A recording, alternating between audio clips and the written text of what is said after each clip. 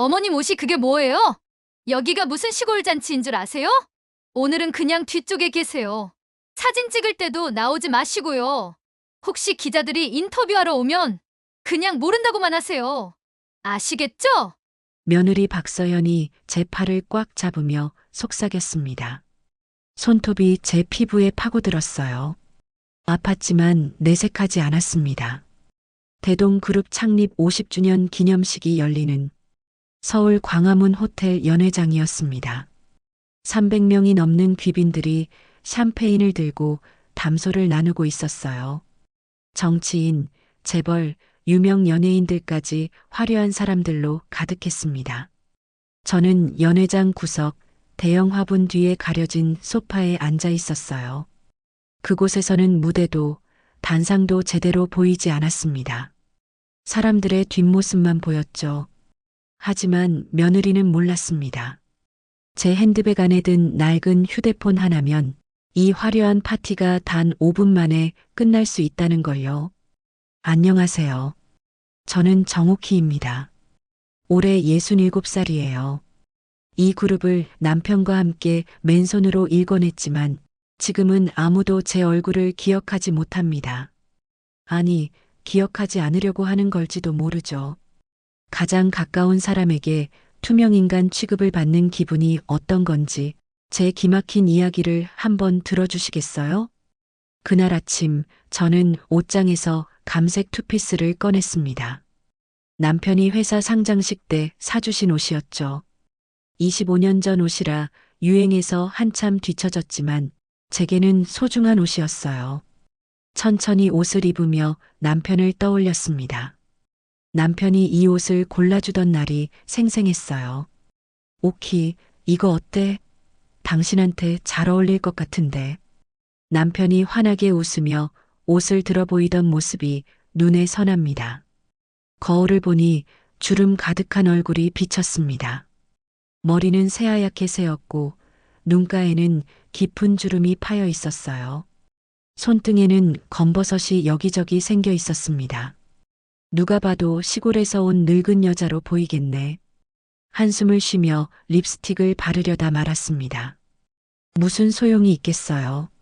어차피 아무도 저를 보지 않을 텐데요. 호텔에 도착하니 로비부터 화려했습니다.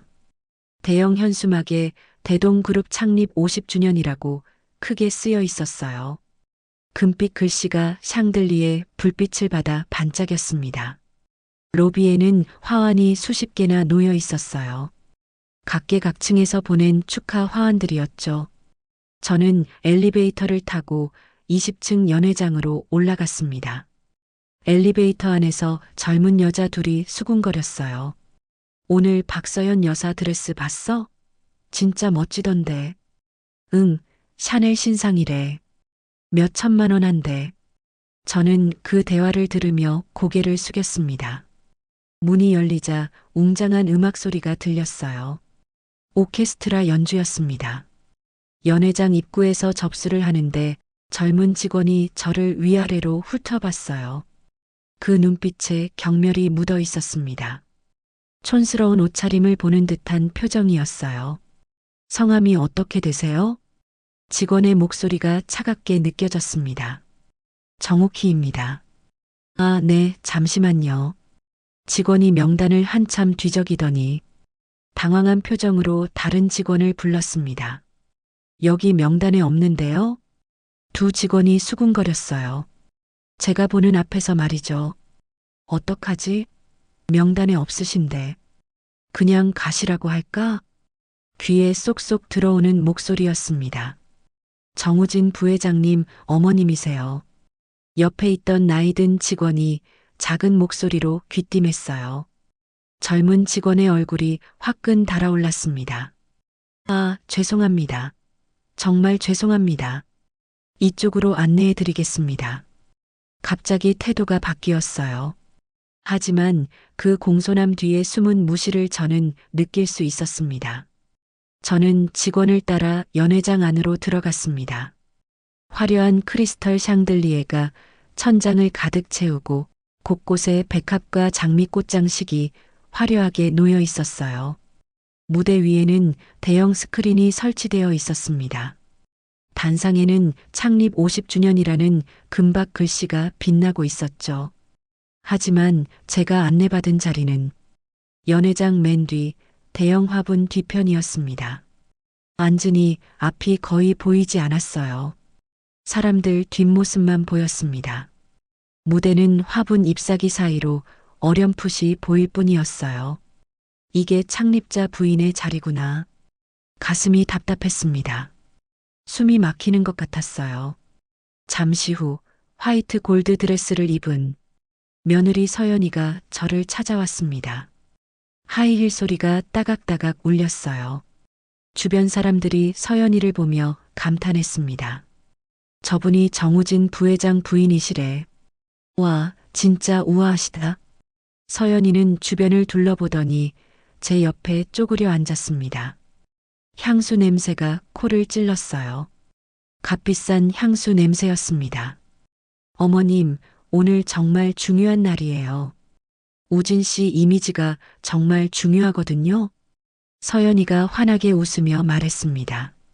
하지만 그 눈은 전혀 웃고 있지 않았어요. 차갑고 계산적인 눈빛이었습니다. 마치 저를 처리해야 할 골칫거리로 보는 듯했죠. 그래서요, 어머님. 오늘은 그냥 여기 조용히 계세요. 사진 찍을 때도 나오지 마시고요. 서연이가 제 손을 꽉 잡았습니다.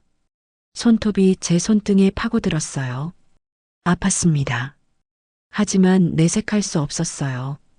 혹시 기자들이 인터뷰하러 오면요. 그냥 잘 모른다고만 하세요. 괜히 이상한 말 하셔서 우진 씨 곤란하게 만들지 마시고요. 아시겠죠, 어머님? 저는 아무 말도 하지 못했습니다. 목구멍까지 말이 올라왔다가 다시 내려갔어요. 뭐라고 대꾸해야 할지 몰랐습니다. 아, 그리고요.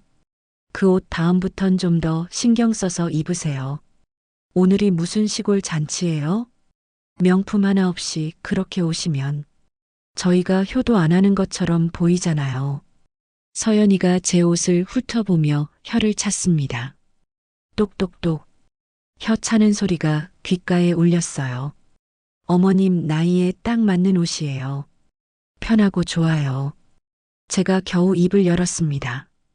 편하고 좋기만 하면 뭐해요? 품위가 있어야지. 어머님, 이제 어머님도 대동그룹 일원이시잖아요. 좀 더 신경 쓰셔야죠. 서연이가 다시 환하게 웃으며 일어섰습니다. 마치 저에게 세상 다정한 조언을 해준 것처럼 연기하며 다른 하객들에게 인사를 건넸어요. 안녕하세요. 와주셔서 감사합니다. 어머, 국회의원님, 오셨네요. 사람들 사이를 누비는 서연이의 모습이 보였습니다. 모두가 서연이에게 웃으며 인사했어요. 저는 그 자리에 굳은 듯 앉아 서연이의 뒷모습을 바라봤습니다. 제 손끝이 차갑게 떨려왔어요. 이건 단순한 분노가 아니었습니다. 서글픔에 가까웠죠. 배신감이었어요. 하지만 서연이는 몰랐습니다. 제가 지금도 이 그룹 지분 65%를 보유한 대주주라는 걸요. 남편이 돌아가신 후 저는 아들이 성장할 시간을 주기 위해 스스로 물러났습니다. 회장직을 내려놓고 이사회에도 나가지 않았어요. 경영에서 완전히 손을 뗀 것처럼 보이게 했습니다. 그렇게 12년을 그림자처럼 살았습니다. 그래서 며느리는 착각한 거예요. 제가 정말로 힘없는 늙은이라고요. 구석에서 조용히 있다가 사라질 사람이라고요. 기념식이 시작됐습니다. 사회자가 마이크를 잡고 화려한 멘트를 쏟아냈어요. 존경하는 내외 귀빈 여러분. 오늘은 대동그룹이 창립 50주년을 맞이한 뜻깊은 날입니다. 우레와 같은 박수 소리가 연회장을 가득 채웠습니다. 대동그룹의 빛나는 50년, 그리고 더 찬란할 미래를 향한 도약. 조명이 화려하게 번쩍였어요. 단상에 아들 우진이가 올라갔습니다. 새까만 맞춤 정장을 입은 우진이는 자신감 넘치는 모습이었어요. 카메라 플래시가 터졌습니다. 존경하는 내외 귀빈 여러분, 오늘 이 자리에 함께 해주셔서 진심으로 감사드립니다. 우진이의 연설이 시작됐어요. 목소리가 연회장에 울려 퍼졌습니다. 대동그룹은 50년 전 저의 아버지고 정태수 회장님께서 하지만 단 한 번도, 단 한마디도 창립자인 저를 언급하지 않았습니다. 모든 공을 돌아가신 아버지에게만 돌렸죠. 마치 제가 존재하지 않았던 것처럼 말이에요. 나는 없는 사람인가? 가슴이 먹먹했습니다. 저는 핸드백에서 낡은 폴더폰을 꺼냈습니다. 손이 떨렸어요. 단축번호 1번을 길게 눌렀습니다. 네, 회장님. 이전무의 목소리가 들렸습니다. 이전무, 지금 당장 기념식 중단시키세요. 네. 하지만 회장님, 지금 한창 계열사 서버에 긴급 점검이 필요하다고 하세요. 지금 당장이요. 알겠습니다, 회장님. 전화를 끊고 30초가 지났습니다. 제 심장이 쿵쿵 뛰었어요. 갑자기 연회장의 모든 조명이 꺼졌습니다. 비상등만 희미하게 켜졌어요. 사람들이 놀라 소리를 질렀습니다. 뭐야? 정전이야? 잠시만 기다려 주십시오. 기술적 문제가 발생했습니다. 사회자가 당황한 목소리로 말했습니다. 마이크에서 삐하는 소리가 났어요. 사람들이 웅성거리기 시작했습니다. 단상에 서 있던 우진이가 어쩔 줄 몰라 하며 주변을 둘러봤습니다. 서연이가 급히 어디론가 전화를 거는 모습이 보였어요. 얼굴이 창백해져 있었습니다. 저는 조용히 자리에서 일어나 연회장을 빠져나왔습니다. 아무도 저를 보지 않았어요. 모두 혼란에 빠져 있었으니까요. 복도는 고요했어요. 아까의 소란과는 대조적으로 조용했습니다. 창문 밖으로 서울 야경이 펼쳐져 있었습니다. 이제 시작이야. 저는 창밖을 바라보며 생각했습니다. 며느리가 무슨 짓을 하고 있는지 저는 이미 알고 있었습니다. 제 명의로 된 돈이 어디론가 빠져나가고 있다는 것도요. 그리고 제 아들이 그걸 알면서도 방치하고 있다는 것도요. 그날 밤 저는 충남 예산에 있는 본가로 돌아왔습니다. 본가는 충남 예산 외곽 야트막한 산자락에 자리 잡고 있었습니다. 남편과 제가 40년 전에 직접 지은 집이었어요. 당시에는 돈이 없어서 작은 한옥으로 지었는데 회사가 커진 후에도 이사 가지 않았죠. 임원들이 여러 번 새 집으로 이사하라고 권했습니다. 하지만 남편은 단호했어요. 이 집에는 우리의 땀과 눈물이 배어 있어. 절대 떠나지 맙시다. 남편의 말이었습니다. 저는 마당을 지나 본체로 들어갔어요. 마당에는 감나무가 서 있었습니다. 남편이 우진이가 태어난 해에 심은 나무였죠. 지금은 제 키보다 훨씬 크게 자랐습니다. 거실을 지나 복도 끝 남편의 서재가 있는 곳으로 향했습니다. 문고리를 잡는 순간 손이 떨렸어요. 서재 문을 열자 먼지 냄새와 함께 오래된 책 냄새가 풍겼습니다. 남편의 냄새 같았어요. 책상 위에는 남편의 사진이 놓여 있었습니다. 40대 때 찍은 사진이었죠. 환하게 웃고 있는 모습이었습니다. 여보, 제가 이제 직접 나서야 할 것 같아요. 사진을 쓰다듬으며 혼잣말을 했어요. 눈물이 날 것 같았지만 참았습니다. 그때 현관문 열리는 소리가 들렸습니다. 회장님, 저 왔습니다. 이전무의 목소리였어요. 발소리가 복도를 따라 가까워졌습니다. 여기 있어요. 이전무가 서재로 들어왔습니다. 두꺼운 서류 가방을 들고 있었어요. 얼굴이 피곤해 보였습니다. 회장님, 요청하신 자료 가져왔습니다. 이전무가 가방을 열어 파일을 꺼냈습니다. 책상 위에 펼쳐진 서류는 어마어마한 양이었어요. 몇 킬로그램은 될 것 같았습니다. 이게 뭡니까? 지난 1년간 계열사 바이오텍의 지출 내역서입니다. 회계팀에서 밤새 정리했습니다. 저는 서류를 집어들었습니다. 첫 페이지부터 이상한 항목이 눈에 띄었어요. 빨간 형광펜으로 표시가 되어 있었습니다. 컨설팅 비용 마이너스 퓨처링크 마이너스 45억 원. 연구개발 외주 마이너스 퓨처링크 마이너스 30억 원. 마케팅 용역 마이너스 퓨처링크 마이너스 55억 원. 페이지를 넘길수록 같은 회사 이름이 계속 나왔습니다. 모두 같은 회사로 돈이 나가고 있었어요. 이전무, 퓨처링크가 뭐 하는 회사예요? 그게 알아봤는데 실체가 없습니다. 실체가 없다고요? 저는 놀라 이전무를 쳐다봤어요. 네, 사업자 등록은 되어 있는데 사무실도 없고 직원도 없습니다. 유령 회사예요. 어떻게 그런 회사에 이렇게 큰 돈이? 말을 잇지 못했습니다. 저는 다음 페이지를 넘겼어요. 거기에는 지출 결제 라인이 나와 있었습니다. 첫 번째 결제자 정옥희 대표이사 명의, 두 번째 결제자 박서현 이사, 최종 결제자 정우진 부회장, 이전무, 이거 내 도장이 찍혀 있네요? 네, 그런데 이상합니다. 이전무가 주머니에서 작은 봉투를 꺼냈어요.